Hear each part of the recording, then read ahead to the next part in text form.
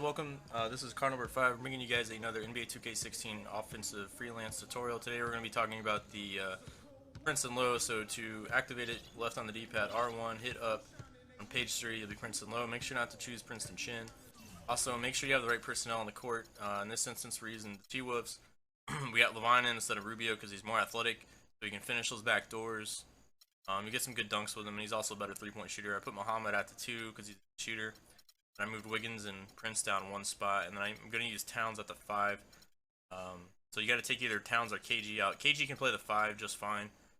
Towns is a better post hook, and KG's got a better post fadeaway, so just know that. And Kevin Martin, pretty good bench player. He can actually start, I just don't like his shot. But make sure you have 4 perimeter players. So I was going to do the Kings, but Cousins is hurt, and I really couldn't show you guys online, so I did the Timberwolves. I figured this would be cool to show you guys. So as you guys see, it's 4-out offense, kind of similar to Princeton Chin. Actually, we got Towns posting up high there, which you don't see too often. But one thing I want to show you guys with this offense, look how good the spacing will always be. Look how interchangeable every player is, except for the 5. Like if I want to dribble over here, these guys will get out of the way. Look, all right, and then the big man is always going to go to the strong side, no matter what. So if we want to reverse the ball, all right. Towns will come over this side and post up. Anytime today, Towns. Alright. So the whole goal is to get the ball inside. Once that happens, you'll initiate some actions. This is one of the first actions you'll see. If you hold it even more, you'll see even more actions. You just got to be careful not to get a 5-second back to the basket.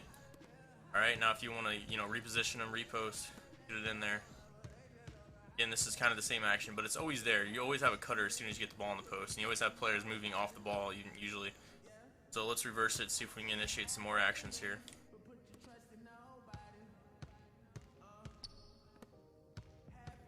Just recognize how everyone keeps good spacing, everyone's interchangeable. Alright. So we should get Towns to come to this side. And your offense is going to center around big man, so you have to get him the ball to kind of initiate most of the actions. If he gets over here, wow, man. Alright. Again, we see this first cut. It's not there. You can hold it. You can just go to work if there's no double. I mean, that's essentially the whole point of the offense. Don't overcomplicate things. So we'll try to reverse it. Here we can get different actions. You see a backdoor there. You can hit Muhammad. And we'll see a down screen. Every now and then you'll see this down screen. Towns can hit that shot. We'll see another down screen. Or you can do a handoff. So a lot of quick actions here. Nothing too complicated. It's more focused on everything initiates once you get the ball inside for the most part. So your point, I mean, it really doesn't even matter who you have at point guard. It's really what you want, good shooters out there and guys that can finish. That's really the most important thing. So if you make that pass, he'll do it down screen. If you dribble over, he'll just replace the guy. Downs will post up on that strong side. But you guys do see there is some good off-ball movement here. All right, so we're going to go into a online game, and I'm going to be using the T-Wolves and show you guys. It is a chess match. You want to know when to hurry up and go into shot, when you have position, how to feed your post players. You want to make sure you have good angles and whatnot. Don't overcomplicate this offense. You want to go to work in the post. If the cutters are there, you hit them. There's not as much room to hit the backdoor guys as the Princeton Chin. This is more focused on, low post offense.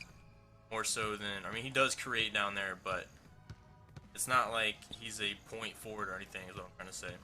So we're going to get into some online gameplay, guys. I will see you in a minute.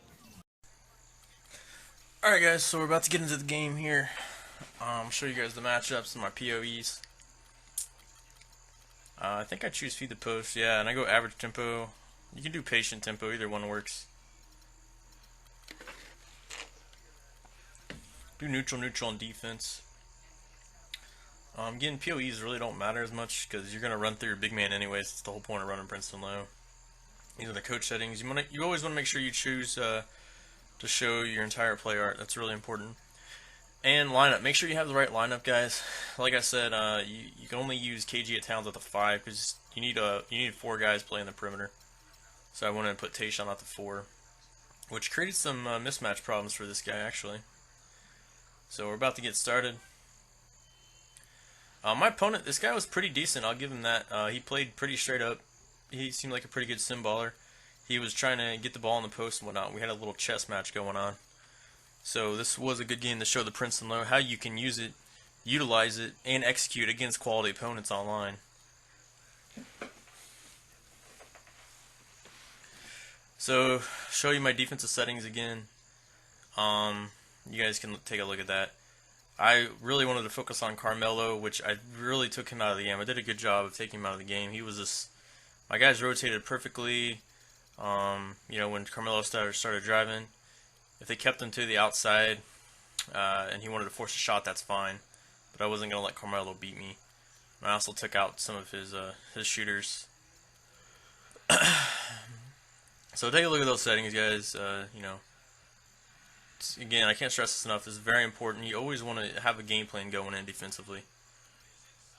So let's go and get started with the game. First play, go ahead and get my offensive strategy going.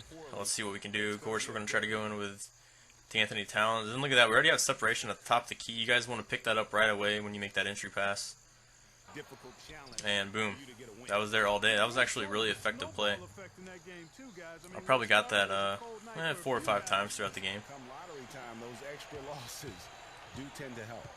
So I would say, you know, the one downfall to this offense was the guys started to pick up on it. You know, I wanted to get the ball inside. It kind of worked for me and against me at times. So that's, again, I can't stress enough. Have some set plays to run to mix it up.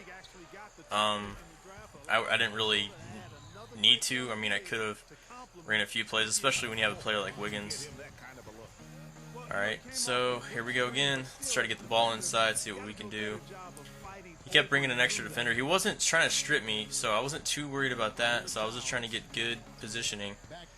So we kept, you know, kicking the ball in, then kicking it out. We finally got deep enough here to where I felt like I was comfortable doing a hook shot, especially with Karl Anthony Towns. And look what we get. Nice little baby hook. So we've already shown that early in the game. That's important. You want to show your opponents you're going to post up early in the game so they know that. For some reason, man, people do not like letting you post up on them. And you'll see later in the game, it starts to pay off once you establish that low post. Again, do a little face up, you know, put my back to the basket, be patient. And then look at this. Too much help defense. Just by a simple kick out and a reversal. Look how, I mean, just look at all the things you can open up once you establish that low post. So I'll start bringing in guys that cheat over, so you always want to have, you know, full awareness of that opposite corner man. The Timberwolves have gone 3 of 4 from the field to start out the game. Alright, here we go. I tried to initiate a quick pick and roll to mix it up here. But what I noticed right here is, yeah, his power forward, he was using his power forward and he was cheating over already on the pick and roll. So I decided to kind of, you know, fake him out. I said I was going to drive and kick out the Prince because I figured, yeah, he was going to bring his guy over, and look at Prince, he's wide open. That's just an example of reading something in the defense and exploiting it, regardless of any freelance you're running. Again, I decided to go ahead and make the pass from the top, figured I had good enough angle, and the wingman was covered. We got a good little hook shot there. We did miss, and that's actually in his hot spot. So that was a good look, though. If he's going to let me do that the entire game, I'll do it. And here's an example of, you know, pushing the ball. Yet, even though I didn't score, I still created confusion and mismatches. And look at this. Look at his players are so out of position. I have 2 guys open right there. I go and make a pass. He makes a crazy block here, but I still recovered. Once you have players just trying to block everything and out of position, you're more than likely going to get the rebound anyways. So always try to exploit that. Alright, bringing it up again. Trying to get the ball inside. I figured I'll go ahead and make the pass right now. See what he does. He wasn't bringing a double this time, but I figured I had Levine there on the cut, and I got him a few times. It was kind of a risky pass, but Karl Anthony Towns made a good pass. And he was not controlling his point guard at all, so it's kind of on him if he doesn't want to stop that, in my opinion. That's another example of why you should not saying this guy did it, but why you should never only play 100% on-ball defense. Because, you know, like, if you run Princeton against somebody that does that, you'll be able to exploit it. And here's an example of him just overplaying and trying to front my guy. You know, just make a little lob pass, or if you have the angle, and you have the guy on your butt, you know, to the baseline. That should be an easy dunk, in which it was. Now I put KG into 5. Remember, his fadeaway is what makes him deadly. So let's move the ball around here and see if we can get KG posted up. Alright, we got him one-on-one. He doesn't respect it, so we'll do a little fadeaway, and that's money. KG's fadeaway is still absolutely money in this game. I don't know why. I mean, I don't really see him do it too much anymore, but hey, if he's going to make it, you know, you got to respect it.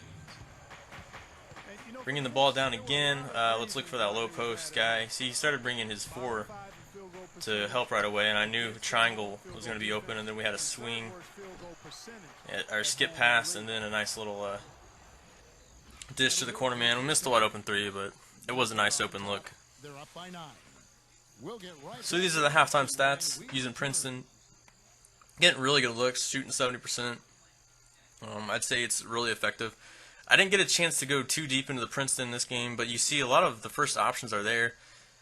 And I was also going to work on my post guys, and that's what you want NBA offense to be ran as. You don't want, you know, to have to go through the offense 2 or 3 times, or you're going to go through the shot. You're going to be close to getting a shot clock violation, which I never felt like I was going to get a shot clock violation. So that's one good thing about this offense. If you have a good low post player, you can go to work right away. There I had one-on-one, and I thought I took another good shot. He missed it. Is what it is. I guess he was holding square. I don't know what he was doing there. So let's go ahead and bring it back. I'm not sure what he was doing there. Alright, so we got KG posting up. He's bringing some help. You know, we're going to play this little chess match. We're going to keep moving the ball until we get the positioning we want. Got the good fadeaway. He contested it, though. Good defense by him on that possession. If I was playing someone that was doing what I was doing, that's what I would do. I would try to force them to take fadeaways to the corner. And then look who's open again. This was open quite a bit. It was just a mismatch, really. And he never once, you know, tried to take control of his point guard to stop it. And that was another good entry pass. His guy's out of position. He wasn't gonna let me post up on him, and he was trying to front him. And it's a risk reward. Just make sure you guys utilize the triangle, the lob pass button, not the alley-oop, but just triangle. Also, something I don't know if I brought up, guys, but if you see, especially in Princeton, and again it happened right there again. He was overplaying him. But if you guys are in Princeton, use the hold the triangle to go back door. Don't forget that's in the game too. If you see your players being overplayed. So this gameplay is quickly coming to an end. As you can see, I got a nice comfortable lead. Then after this possession, he got a little frustrated and he quit. So yeah, it's pretty much gonna do it for the gameplay. I'll have a summary here afterwards. It worked really well, guys. I mean, I was kind of disappointed he quit because I wanted to finish the game and bring Karl Anthony Towns back in, but it is what it is. You're gonna run into people like that online. It is what it is. So I'll get back to you guys with a summary, pros and cons, the takeaways. See you in a bit.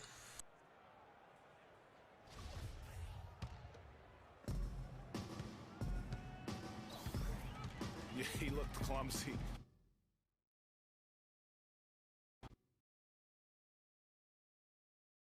Alright guys, so takeaways from this video. First of all, I hope you enjoyed it.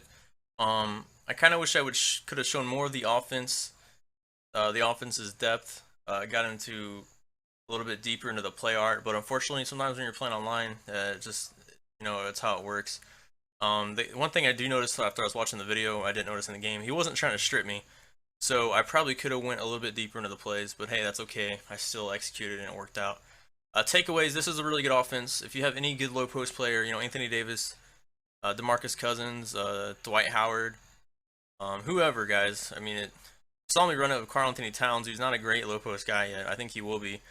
But, you know, it still worked effectively, even though he only scored like twice in a post, and KG only scored maybe once on a fadeaway. This guy was overplaying, over-pursuing big time. So, it's a good offense, guys. You know, make sure you give it a try. One downside to it, I guess, is it kind of will get repetitive. So your opponents will pick up on it. Make sure you have a couple sets to mix up in there. Something that was really good about the offense was I never had any problems with shot clock issues because I knew what I wanted to do. I want to get the ball inside and score. That's the whole point of the offense, and I had quick actions once you got the low post entry. So that's pretty much going to do it for the video, guys. Let me know if you have any questions or critiques or whatever it may be. Make sure you like and sub if you guys want to see more NBA 2K tips and tutorials. This is car number 5 signing out. Peace.